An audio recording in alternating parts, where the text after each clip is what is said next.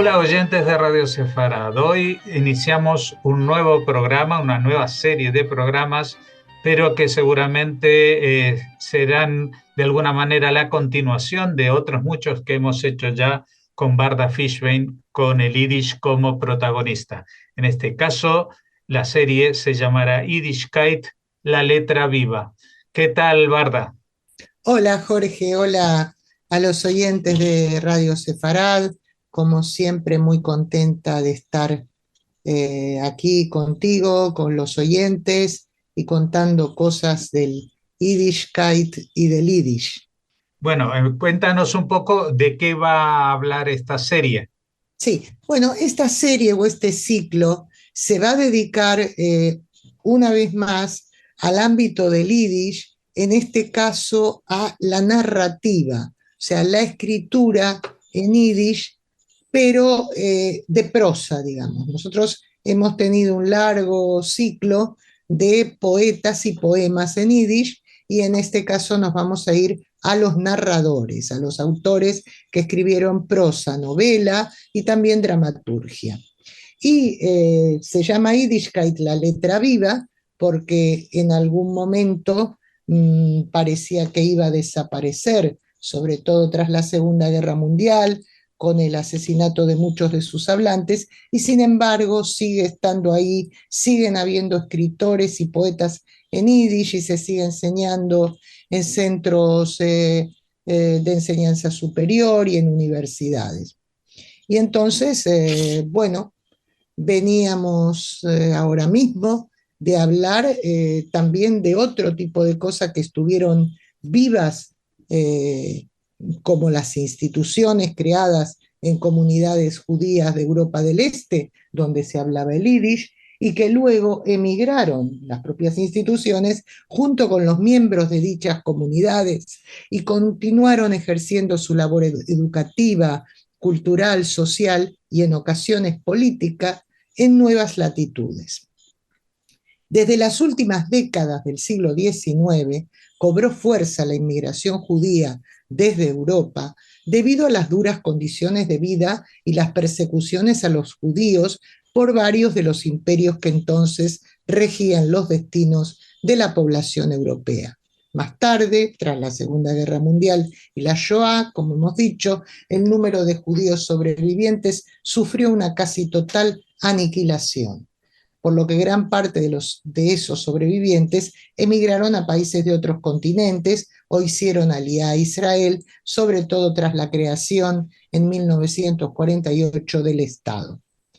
Las instituciones mencionadas antes son una especie de puente histórica entre el pasado judío diaspórico y el mundo actual en el que ya hay un Estado de Israel.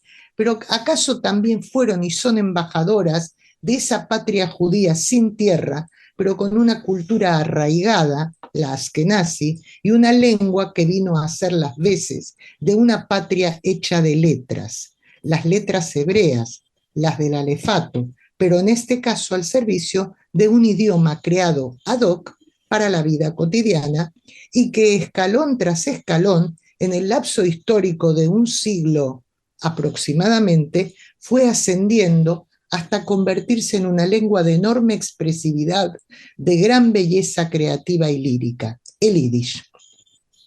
Los orígenes del Yiddish se remontan al siglo XII, porque cuando, al huir de las cruzadas y otras persecuciones, los judíos arribaron a la región del Medio y Alto Rin desde países cuyas lenguas eran las romances, adoptaron el idioma que allí se hablaba, en la zona renana, aunque modificando la manera autóctona con combinaciones y variantes lingüísticas singulares.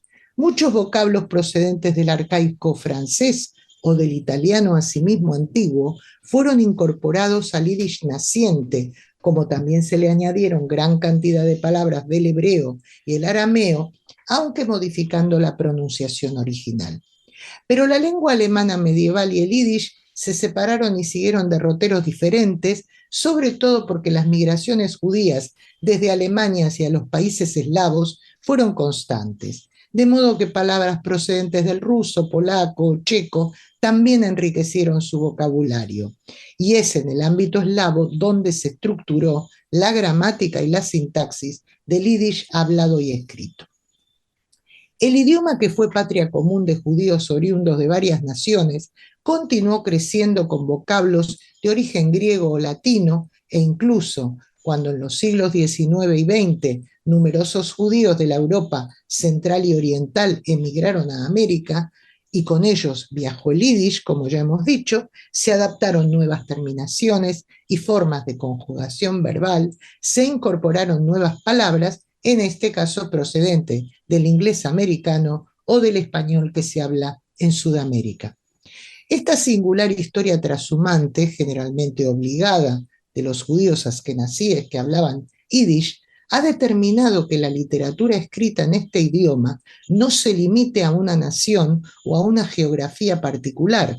Lo hemos visto muy de cerca cuando en Yiddishkeit dedicamos emisiones al rico repertorio de las canciones con letra en yiddish o a los poemas escritos en este idioma, siendo los creadores de los mismos autores nacidos tanto en los diversos países del viejo hogar de Europa del Este, el Alter-Eim, como en el nuevo mundo del continente americano o actualmente en varios países o en varios otros países, incluidos por supuesto Israel.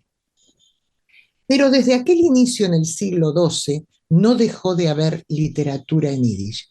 Y si los judíos ya fuimos y somos llamados el pueblo del libro cuando aún no existía el yiddish, sino por nuestra aportación de la Torá, la Biblia hebrea, el Talmud y otros escritos, la costumbre y la pasión por la letra escrita nunca nos abandonó. Si acaso se popularizó y corrieron ríos de tinta en yiddish, en historias y leyendas orales, luego escritas y luego convertidas en obras de arte para disfrute del pueblo judío y a través de traducciones a gran cantidad de idiomas por otros muchos pueblos.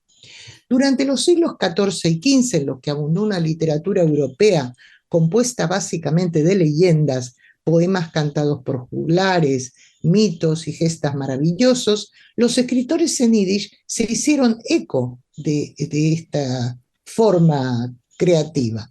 Y si bien tenían similares protagonistas, tales como valerosos caballeros y bellas princesas, también incluyeron míticas historias de la Biblia y héroes del antiguo pueblo hebreo. Asimismo, se registran primitivos escritos en yiddish que se usaron para transmitir y enseñar textos religiosos originalmente en lengua hebrea. Esta era sagrada y solo se mantuvo para la plegaria y el estudio de la Torá y el Talmud, mientras que el yiddish siguió el propósito para el cual fue creado, ser un idioma doméstico de andar por casa, por así decirlo. Entre el final de la Edad Media y hasta comienzos del siglo XVIII, la producción literaria en yiddish fue muy escasa, pero a partir de entonces comenzó un tímido movimiento de narrativa que cobraría cada vez más fuerza con el tiempo.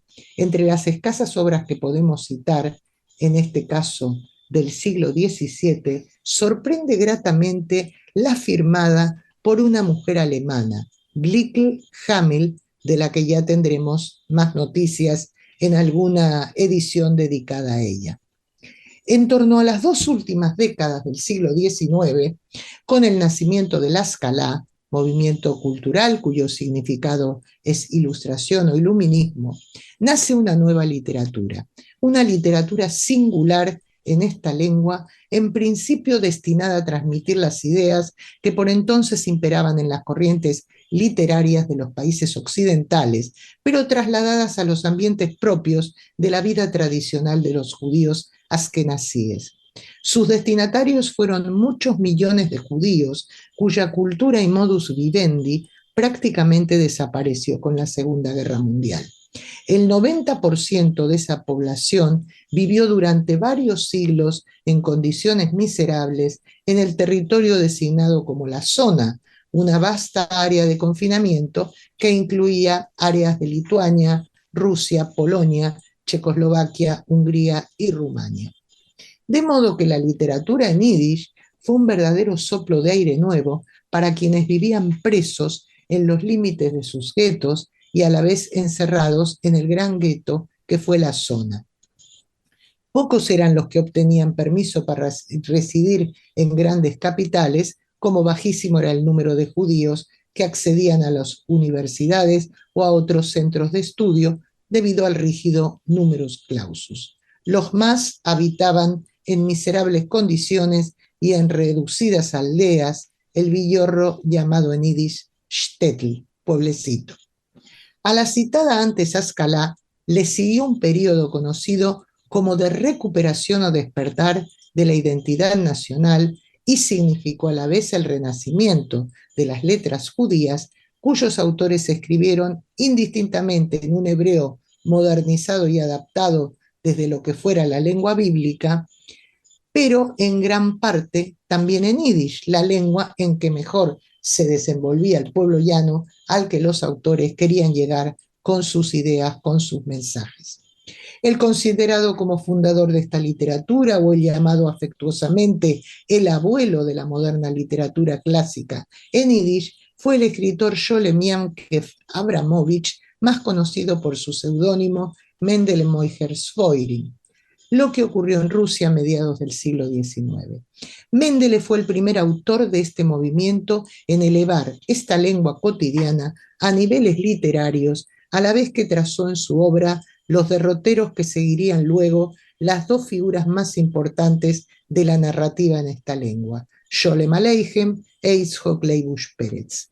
Uno de los grandes exponentes de escritores contemporáneos en yiddish fue indudablemente Isaac Bashevis Singer, lo que refrendó al habérsele otorgado el Premio Nobel de Literatura en el año 1978.